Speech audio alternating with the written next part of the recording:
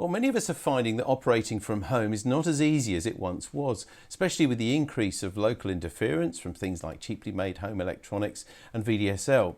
So one answer could be to take a station out into the countryside and go portable. But how do you do this effectively? That's what we're going to find out now from our next guest, who's Michael Sansom, G0POT. Welcome to the RSGB convention, Michael. Good morning, and thank you very much. And good morning, good afternoon, or indeed good evening to the viewers, depending where you're watching us from today. Welcome to today's second session in an introduction to presentation stream. My name is Michael, G0POT, and today I'd like to talk about what portable operation might be and suggest a few skills and approaches to help you be successful. So, encouraging you to get out there. We're going to talk about why should you leave the shack? Why should you get outside of your nice, warm, comfy shack to operate? We'll talk a little bit about what is portable operation. What's the definition of a portable operation? Because it's quite a broad church and it may cover things that you haven't thought of before. We'll look at some of the pros and cons of operating outdoors. There's some good stuff there, but there are also going to be some challenges for you to overcome.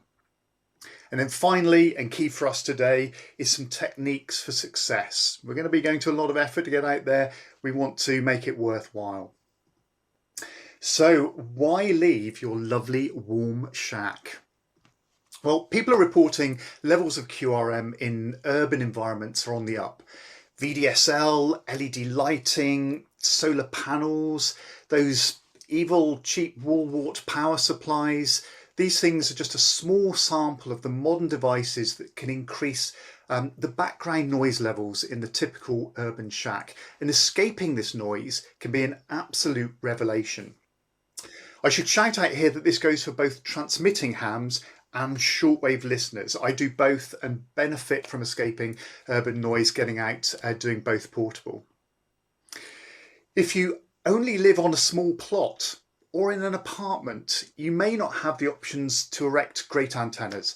Fortunately, we're generally not affected in this country as many of our American cousins are with home ownership association covenants preventing outdoor antennas, but planning permission, unhappy neighbours, even unhappy family members have resulted in more than a few hams having to operate, having to make do with indoor or inefficient stealth designed antennas. Depending on where you choose to try to operate, you may still have challenges, certainly here in parts of the UK where it's still quite difficult to get access to common land and escape people. But most of us, a hilltop, a wood, or simply the corner of a park can present an opportunity for putting up a wire that we may not have at home. And in the picture here, I've got a snap from Manu, a ham from Spain.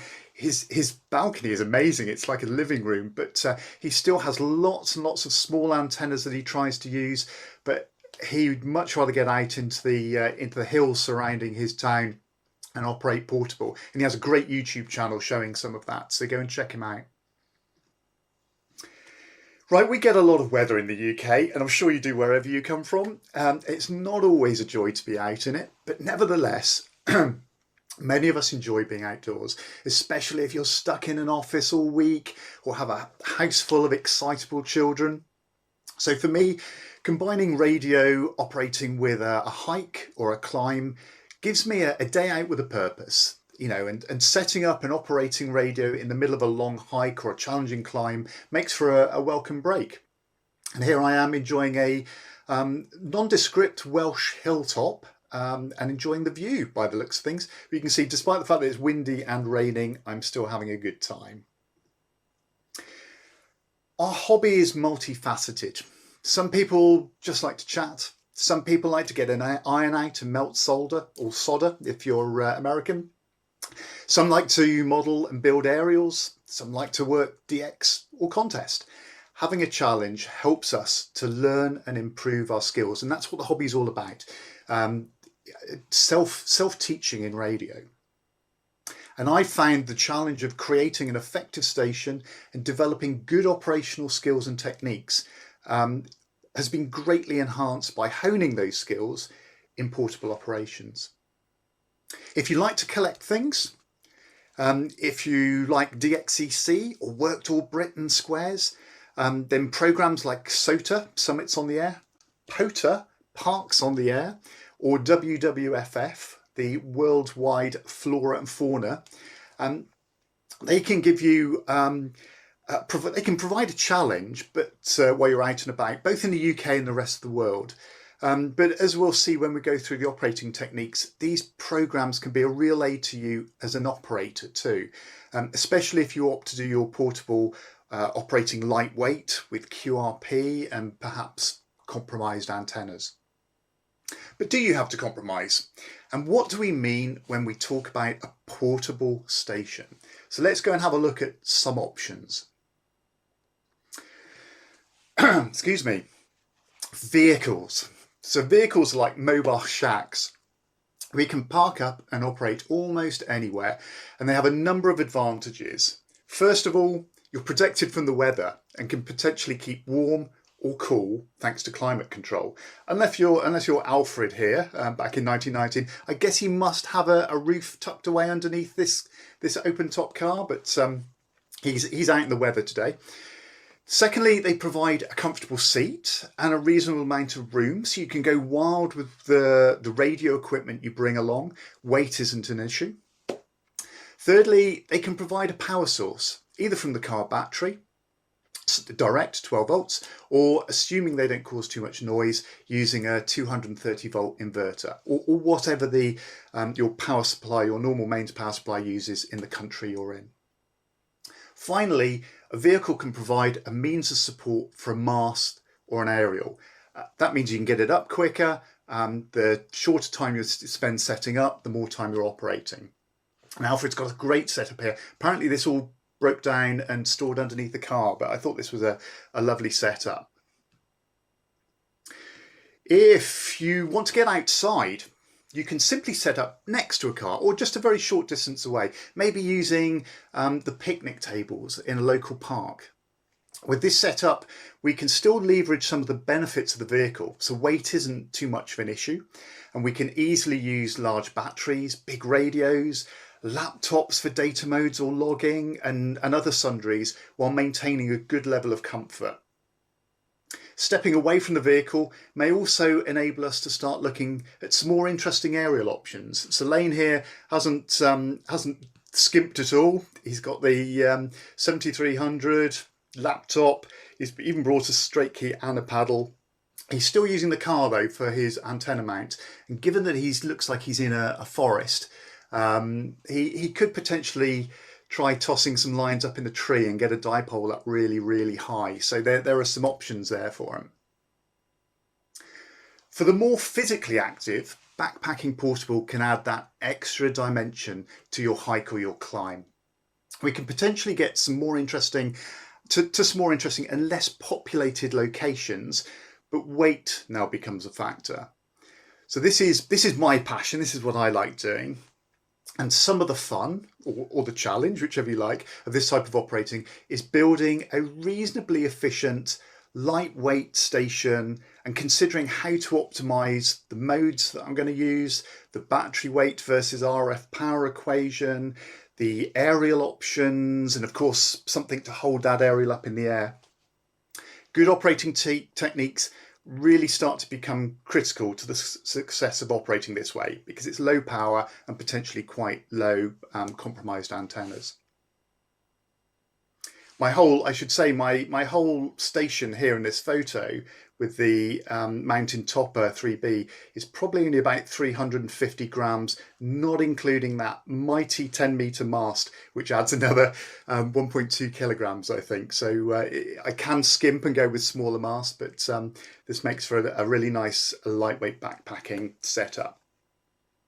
Now, operating from a boat anchored up or tied up on an inland waterway is just a little, or even an estuary, I guess, because that doesn't class as maritime mobile. That's a little like operating from a car. Depending on the size of the boat, you may have very few limitations on weight and power. Putting up an aerial can be tricky. You've got quite a small real estate to work with, unless you're moored next to a bank. in which case you could set up your antenna on the bank or the field next to where you're moored up. Kayak and canoe operating is a little more akin to lightweight backpacking, I think, more due to the limited space you've got, balance being important, keeping weight down I think is a bonus, keeping everything dry and secure certainly adds a new element to the station design. And I think what William's done here is just amazing, especially because he's in a sit-in kayak for an HF setup. I've certainly done this VHF. I haven't done an HF yet, so I'm keen to give that a go. So in all the examples that I'm using here, I'm assuming that if you're in a vehicle or a craft, I'm assuming you're static. You're parked up or you're moored up or anchored up so that you're effectively setting up as a portable rather than a mobile operation. Finally, and I'm pretty sure this isn't an exhaustive list, this is what came off the top of my head, I know a few hams who enjoy bicycle portable. Another technique similar, I guess, to backpacking, where weight and size of equipment is limited, but not so much to the extent it might be if you had to carry it on your back. And I particularly love, this is a photograph from Andy, G7 UHN. I particularly love that he's using his bike as part of this setup, strapping the mast to the handlebars. That's an ingenious way to speed up the setup of the station. And he hasn't skimped on comfort either. He's got the lovely Helinox Zero seat here to be comfortable. So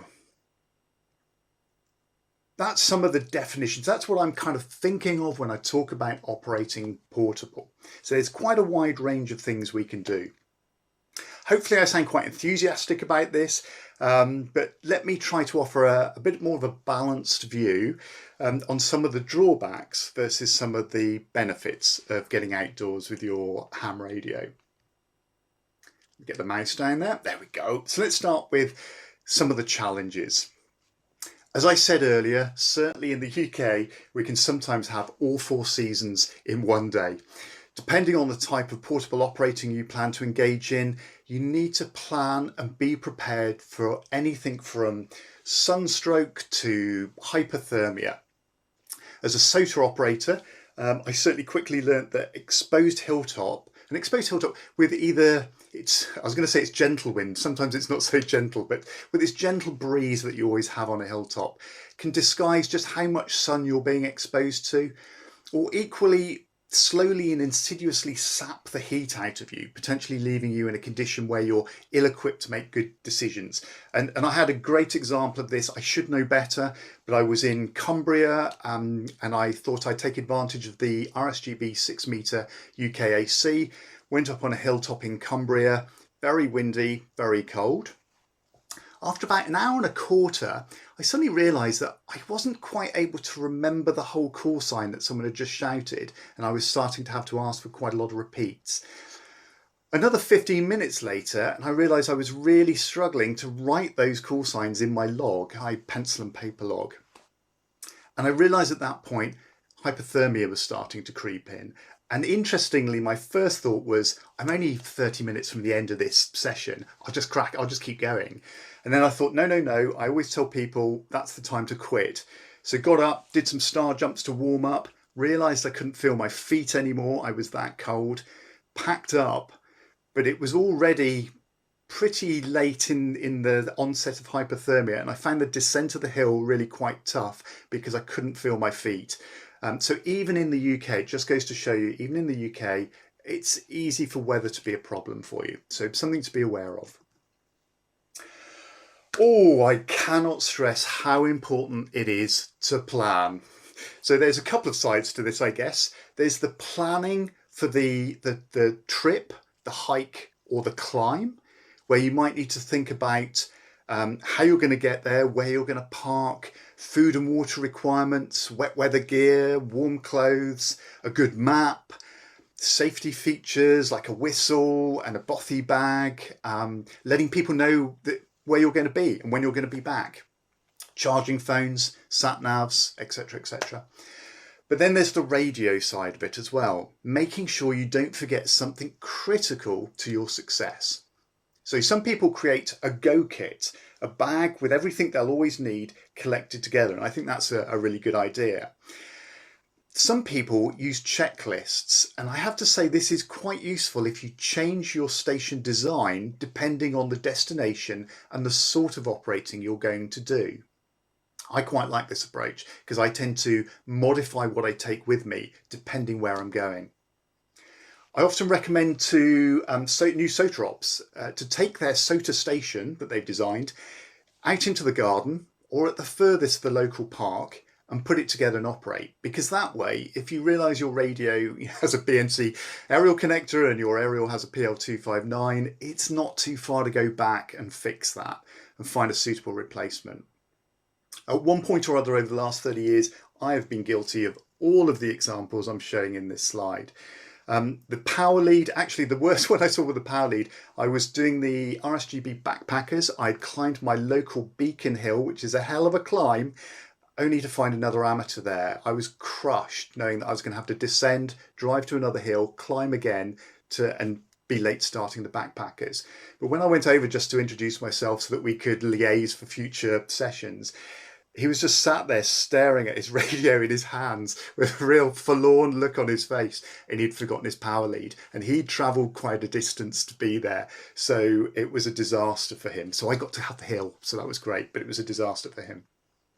I've definitely forgotten patch leads before, and as a result of this, I try to have a station design that has tuned antennas so that I don't need to have an ATU. I may take an ATU as an emergency stopgap, but I plan not to have to use it because it's one less cable to remember, one less cable to have go faulty on you when you get to a hilltop.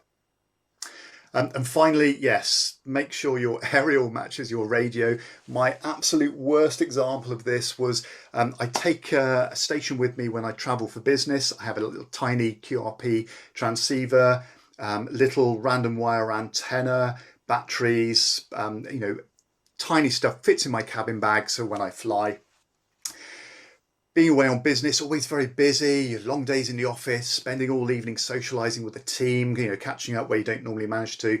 Get back to the hotel at about 11 o'clock at night. Nice to just have a quick QSO. Got back to my hotel in Italy, been there before, operated a few times, went to open the window and found they'd locked them. They put security locks on them. It's 11 o'clock at night, so I thought, well, I'll just quickly go and get a key, get it open. I can still have a QSO. Well, by the time they found the key, because this was a brand new installation, and brought it to my room, it was 11:45. And then we discovered that we couldn't remove the key once the window was open. So I had to negotiate keeping the key overnight. So it was midnight before I got the room to myself and a window open. Got my aerial out of the window, got the counterpoise unwound on the floor, untangled my headphones, battery out, everything plugged in. Went to get my binding post, BNC binding post, to connect my random wire. Oh dear, I've forgotten it. And there was no way, there was nothing I could do to just ram the wires in or twist them around the BNC socket to make it work. So planning is essential. Right, next one, unexpected QRM or QRN. So while the outdoors can get you away from those urban interference and noises, it can throw up its own unusual interference issues. So I once had an off-roading motorcyclist break down right next to me, and all his buddies, who had similarly poorly running machines, all came and huddled around him, revving their engines for 10 minutes while he got his bike going. Now, fortunately on that occasion, I had just finished working through a SOTA pile-up and I was ready for a break, so no big deals. Operating from hilltops, I've also found light aircraft often use them as a navigation aid and can sometimes do a few circles around the hilltop while they work out the next leg of their journey. So having headphones and good volume is sometimes important, even though you're outdoors, generally in the quiet. And my worst example of this was working from my local SOTA summit, Walbury Hill. I had an emergency services helicopter clearly think that I was a body lying in a ditch while I was laid out in my seat. I'd literally just just spotted myself. The pilot was just starting and this helicopter circled around me for 5 minutes and wouldn't leave. And eventually I had to stand up and run around and wave my hands to show that I was alive and wasn't in struggling or having problems. The countryside can also throw up some unexpected electrical noise as well. Things like electric fence units. Now I know with noise blankets you can manage this a little bit, but they can be a bit of a pain and can just pop up anywhere. So sometimes when you get to a new location, this can be a problem. However, I would say if you find a farmer leaving a large 12-volt leisure battery out in the middle of nowhere, it's a silver lining to the cloud, isn't it? You can whack on a bigger radio and run a bit more power while you're there and take advantage of that. Lastly then, not quite lastly, but heading out to operate portable is a real commitment. It's far less convenient than taking that dozen steps to the shack if you have one. And therefore you want that effort to be rewarded. So what are the benefits? Why am I encouraging you to get out and make this effort? Those wall warts, those ubiquitous noise generating devices are pure evil. Getting away from that urban noise, that electrical noise, as I said earlier, can be absolutely wonderful. Now, I've recently managed to radically reduce the RF noise at my home station by finding all these noise sources and removing them. And that's absolutely revitalized the hobby for me. But I get to enjoy that same low background noise when operating portable, typically away from urban centres. And although for me, that doesn't necessarily mean I'm working more DX, because I like my super lightweight backpacking, compromised portable radio stations, it does make the operating more of a joy. And I guess as the old adage goes, if you can't hear it, you can't work it. So you may find you can significantly lower your noise floor by getting out and working portable. Now, I lived for many years in a situation where I was either in apartments or rented accommodation where I couldn't erect an effective antenna. Heading out of doors can give you the opportunity to just go a bit wild. However, I should also say that the more complex your setup, the more time you'll spend building your station versus actually operating. My backpacking station is designed to be erected and on air in about 5 minutes with a similar teardown time. So I spend more time operating, less time building. But picture here is from G4ROJ. Yes, the kite, Google him, G4ROJ kite antennas. He has constructed some amazing kite arrangements, and this is a great example using 3 kites to hold up a huge loop. Height. Oh my word, what a difference height makes for the VHF, UHF and centimetre band operators. I seem to have spent my entire life living in valleys and not understanding the amazing opportunities on the sub 2 metre wavelengths. If you want a simple station, then VHF, UHF and above can really be a lightweight and really easy to set up arrangement. Even a handheld with just a rubber duck on it can achieve amazing things when you have height and a clear line of sight. If you've never tried VHF, UHF from a decently tall hill, I highly recommend you go and play. Check out the dates of the RSGB UK activity contests to guarantee some fun. And for my last proposed benefit, we start to slip into the skills and approaches part that the title of my talk definitely promised. So today I'm going to concentrate on location, as our house buying friends like to say. So let's take a bit of time to think about the benefits and challenges that we've just talked about, and then link them to ideas for operating locations and tips for being successful operating portable. We talked about the effort required to venture out and build, operate and tear down a station. If we're going to do that, we want something to show for all the energy that we're putting in, even if it's only a story about how an emergency helicopter thought you were dead in a field. So let's look at 3 locations today and how we can use them to our advantage as a portable operator. As we just discussed on the last slide, hills and mountains can make for some cracking VHF UHF contacts, even with the simplest of kit, and the views can be breathtaking. This is Snowdonia. I'm on the summit of Llwyth, I think here. The snowy peak there is Snowdonia. And the little one down there, which looks little, but my God, by the time I got there, I think it's still 700 meters. Oh, it was the hardest one to climb, I think, out of the 3. That is Arran. Operating from hills and mountains that classify as SOTA summits open up a whole world of SOTA chasers and a marvellously effective spotting system that can bring in lots and lots of QSOs.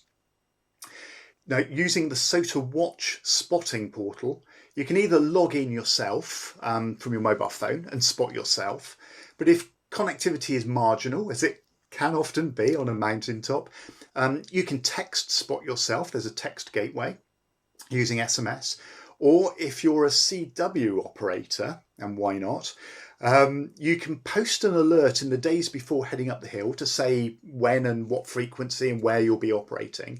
And then if RBN, the Reverse Beacon Network, hears you calling CQ SOTA, there's a connection that allows SOTA Watch to piece together your planned activation with the RBN spot and automatically spot you on SOTA Watch.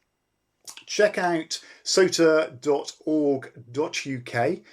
That's a good jump point to find out where qualifying summits might be in your part of the world. Work Tool Britain, WAB, is an activity that crosses all locations that we're going to talk about today, really, but has special significance for hilltopping as they support a trig point award. So a lot of the hilltops have trigs, and if you operate close to those, you can earn points for that. WAB is obviously for the UK. Whatever country you're in, hopefully they have something similar to work regions of your country. Now, the WAB community have daily nets, so you can typically call into a net and work through a group of hams, especially if you happen to be operating somewhere with an interesting WAB square. And finally, have you tried satellite operation, just with a handheld radio and a small Yagi? From a tall hill, you can potentially work satellites from horizon to horizon, which means you can work some really good DX. As you can see from up here, you can see a long way. I think Sean KX9X is giving an introduction to radio satellites at 4 o'clock in this presentation stream today, so go and check that out. Right, second location, coastal marine areas where we have salt water. It's good enough for de-expeditions. It's definitely good enough for me. Operating from a beach or a cliff top overlooking the sea, or while moored up or at anchor in an estuary, can give you the seemingly magical benefits of operating over salt water. Now, this can be achieved operating in or near a vehicle, but even for the QRP enthusiast, salt water can seem like it's working miracles for you. Like all the locations we're going to discuss today, leveraging other special interest activity groups can really help bring in QSOs. So in the pictures we see Bill, this is N4WLP, hopefully I got that right, Bill. So he's activating a POTA, or Parks on the Air, from the Canaveral National Seashore. So POTA is a little bit more ubiquitous in the US, but it's definitely becoming more popular worldwide. And like SOTA, it supports activation spotting and has a really healthy and enthusiastic group of chasers who will be really, really happy to work UK parks. Check out parksontheair.com for more information on parks in your part of the world. And by the way, I think Ray Novak, N9JA, is talking more about using SOTA and POTA and how it can help your operating in his talk at 2 o'clock this afternoon in this presentation stream. So go and check that out. You can see actually Bill here is also, he hasn't skimped with weight. He's only had to move a short distance, but he's got this fantastic trolley set up where he can take the 7300, big battery, table and chairs and umbrella and really make the most of it. And he's got this fantastic huge Delta loop set up. Finally then, location, fields and parks. So my final location today is going to be the simple park or field. It's probably the most accessible location for many of us. Large flat areas can give us the opportunity to erect some larger, interesting aerial designs. And while low dipoles tend to end up giving us kind of NVIS, near vertical instant skywave contacts, you may find that you can set up large verticals, ground planes, delta loops, half squares, all sorts of larger vertically polarized antennas which you may not get away with at home. Go with friends, put up something even larger. I've stolen a picture, I hope Callum doesn't mind. Callum M0MCX from DX Commander fame. I pinched a picture of his because he had this wonderful cantilever arrangement for getting a mast up, which I've used myself in a field with a group of friends. You really need a few people really to help with this, but you can get a big mast up and potentially with a Yagi or something big at the top of it, something that you may not be able to do at home. The other thing is you can take advantage in big open spaces of the lovely laminar wind flow you get across these spaces. Try a kite antenna. Maybe not as outrageous as G4 ROJs. Here we've got Andy G7UHN again, just using a very simple kind of end-fed half-wave arrangement being held up by a kite. It's often easier to get close to a park or a field with a vehicle. So if you're a QRO operator, if you want a bit more power, this is going to support you. Parks can attract other groups of users, of course, including families with pets, dogs. So safety can be an issue, but this also opens up the opportunity to answer questions of what you're doing and promote the hobby to non-amateurs, which is definitely a success in my book. We've already touched on POTA and WAB, or its equivalent in your country, but parks and areas of outstanding natural beauty may also qualify as worldwide flora and fauna sites. So this programme, I think, is more popular in Russia and Europe than in the UK, but it has a growing following of chasers and some basic spotting tools via a DX cluster. I think it's one to watch and to be aware of if you're operating from a qualifying site. So check out their website. I know it looks like it's broken, but that is the actual website, wwff.co. There's a UK group, gxff.uk, and they have a Facebook group as well. So an opportunity to post that you're operating. Right, let's wrap up. How are we doing for time? Yes, we are good. Let's wrap up with a quick handful of other tips. Just repeat some of the things we've already covered to make your portable operating more successful. So contests. I feel contests can be a bit of a pain, especially on Saturday mornings when you're a QRP station and the big guns are trading their 599s with each other. On the Saturday, be prepared to work on a walk band or a non-contest band to avoid being swamped. Come Sunday afternoon, however, the big guns are mopping up whatever they can get, and they have some amazing contest stations, huge Yagis. They're going to be able to do all of the heavy lifting for you. So if you're a small signal, with compromised antennas, you're going to be successful. They're going to be able to pick you out. Obviously, there are some contests that promote portable operation, like the RSGB backpackers. So that can be a great opportunity from the start of the contest to the finish. We've already covered SOTA, POTA and WWFF. As we've said, these can offer some great spotting tools and a really healthy base of chasers who will make the effort to pull in your diminutive signal out of the ether, making QSOs. Spotting is generally useful if you have data coverage and can self-spot. If you're a social media user with a large ham friend base, leverage that by posting your activity on Twitter or Facebook, wherever that group is. We discussed Worktool Britain WAB nets, but they're not the only ones who run nets. If you're a regular net user, if you operate regularly on the net, let them know in advance that you're going to be calling in from a portable location and would love genuine signal reports to help work on your station design. In fact, pre-arranging a contact or two can really help get you established on air, and once other people then hear you operating, they can be more enthused to try and work you, because you're not allowed to signal, but they'll understand that you're a portable operator and really want to work people. Be sure to take radio and aerials that will give you 2 to 3 band options, including a walk band. And if you can, include both HF and VHF or something above. If there's a coronal mass ejection just after you've set up, you can switch to VHF.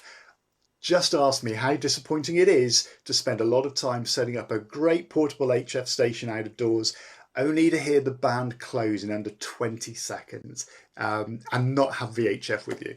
I've had that awful experience. What a pain. So with our current place in the sunspot cycle, if you have, for instance, 20 and 40 meters, you have options to work local contacts on 40 using NVIS, potentially some DX on 20 meters.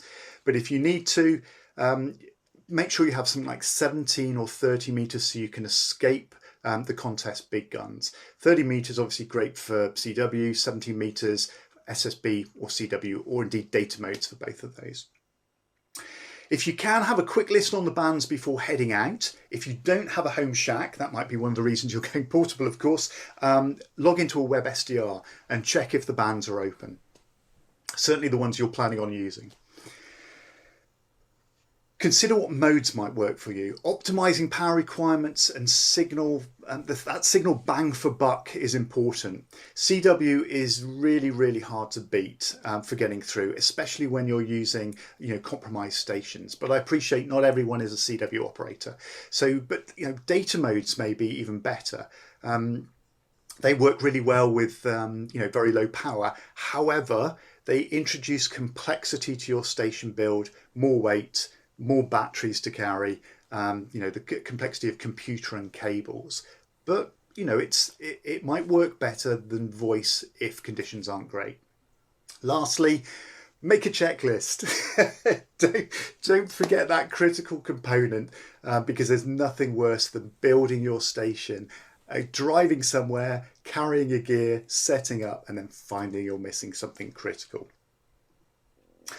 Right, guys, I think my time is up. So I know we're heading into the winter now. I know it's traditionally not the best time to be heading out of doors, but if you've never tried portable operating, why not grasp the nettle and get out there and give it a go? And if you have operated portable, why not try something different from the list that we've talked about today that you haven't done before? Work a satellite from a summit. Fly a top band end-fed half wave on a kite in a local field. Do something different. Most importantly, of course, get out there and enjoy your radio. Guys, ladies and gentlemen, thank you so much for your attention this afternoon. I wonder if there are any questions, comments or discussions. Michael, thank you very much. Yeah, there's plenty of comments and questions and things we've got for you. Wow, I can only say, my favourite has to be that kayak portable. Because it was only missing a sail off that aerial. And then you've a whole new mode of transport. Anyway, we'll better get back to some of the questions that we've got. Thank you very much for that. And by the way, if you do want to ask a question of Michael, or you've got any other comments or anything, please do it now, because we do have quite a lot and we may not be able to get them through them all, but we'll try.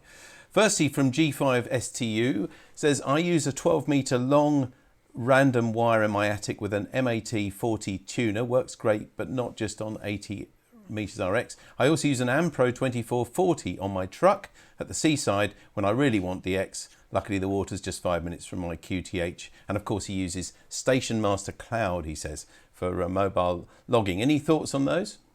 I'm really jealous that he's so close to the coast. I'm heading down to the coast in a couple of weeks and intend to be taking probably a 20-metre end-fed vertical so that I can do a little bit of saltwater operation. But no, all good. I wonder how he gets on with interference with the attic antenna. Unfortunately, especially with random wires, sometimes they can be a little bit prone to noise pickup.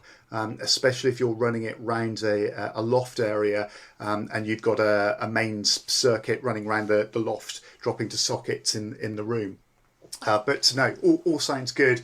And so the Ampros on a vehicle antennas aren't necessarily the most efficient. They're hugely inefficient. However, they can work, and if you can get to the coast near the water, you will be amazed what they can do. But think about trying something a little bit more efficient. Just a light wire, a telescopic fishing pole.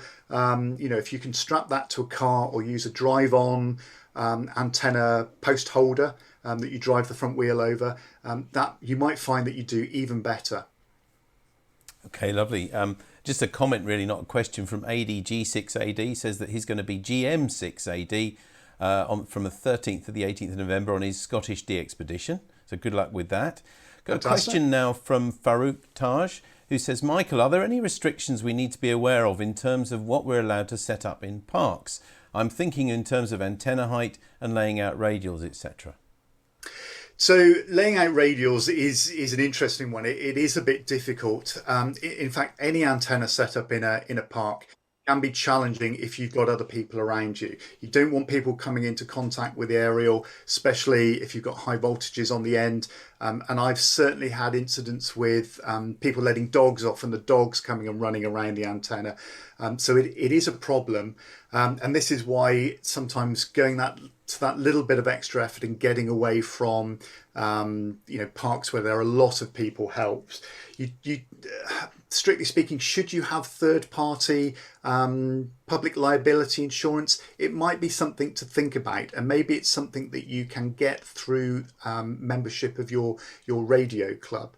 Because you don't want to find you're liable for causing damage or injury to somebody. So yes, it's a really good point, really well made. I do try to keep away from people where I can. Even on SOTA summits, I have the same issue because you tend to have a lot less space. And in fact, on a number of summits, I've had to switch from operating HF to VHF so that I didn't have a problem with somebody running into one of my antennas. So yes, be very aware of the health and safety concerns of having other people near your radio. And hopefully we are more aware of that now because of the EMF regulations being added to our license. Thank you. We've got a little bit of chat really about whether a car is mobile or portable, and I think Tim's probably got this right, saying he suggests, Tim G5TM says that if a car is parked with an antenna attached that can be driven without any change to the antenna, it's mobile.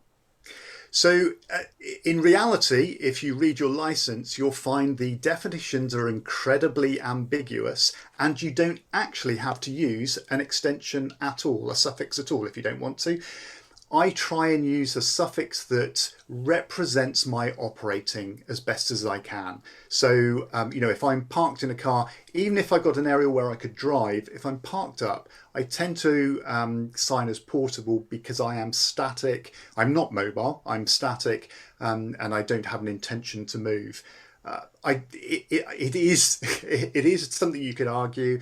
It's a bit like if you operate at anchor, when you're at sea, the other side of the low tide mark, strictly speaking, you're classed as maritime mobile. But if you're not physically moving, you might think about signing as portable. But because those suffixes are, they're not mandatory, they're entirely up to you. I guess there's some flexibility in how you use them. Thank you. I'm going to just a few comments now really from people which might help others. So I'm going to quickly read through those. Terence 2E0 IPK says, I use a buddy stick on a mag mount on the car with a table next to the car, and if the weather changes, I can quickly disconnect or move inside the vehicle. Very clever. 2M0KIE, sorry I haven't got the name there, from Scotland though, T2I2 on Spider Beam for me, and also Ampros for 20 and 40. And of course I log away with Station Master Portable because it's so much fun. Rachel M1AYG says chainsaws, exclamation mark, 2 or 3 portable operations. She says. I know Rachel has attempted a few portable operations already and done some portable stuff with her club. Good stuff, and has got some interesting portable antennas as well. So Rachel is really embracing that experimental approach to portable radio and trying different things, trying to be successful. Question now from Essexham, Peter Essexham. Thanks for the inspiring talk. Working /P is lots of fun and also a good way of promoting the hobby. But do you have a default answer to Joe Public when they ask you what you're up to? I kind of do. I mean, interestingly, because I use telescopic fishing poles, the question I get asked most at the top of hills are, have you caught anything? Or are you fishing?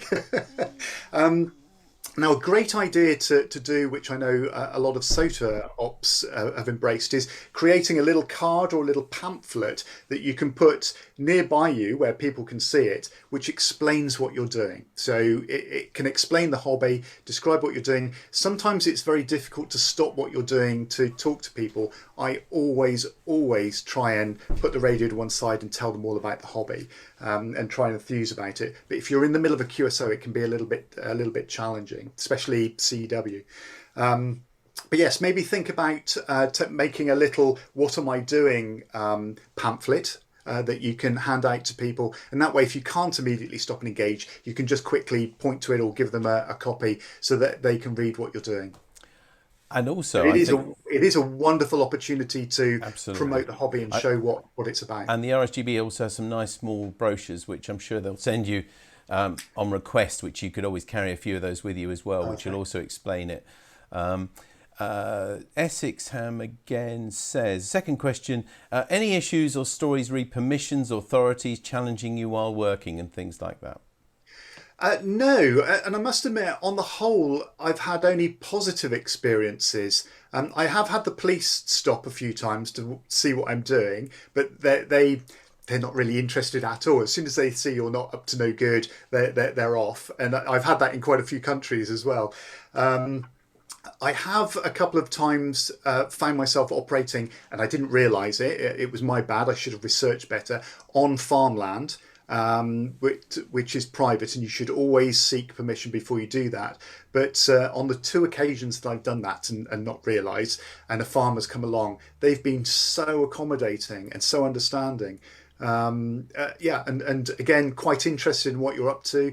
As soon as they realise that you're being respectful of their property and not causing any problems, they leave you to it.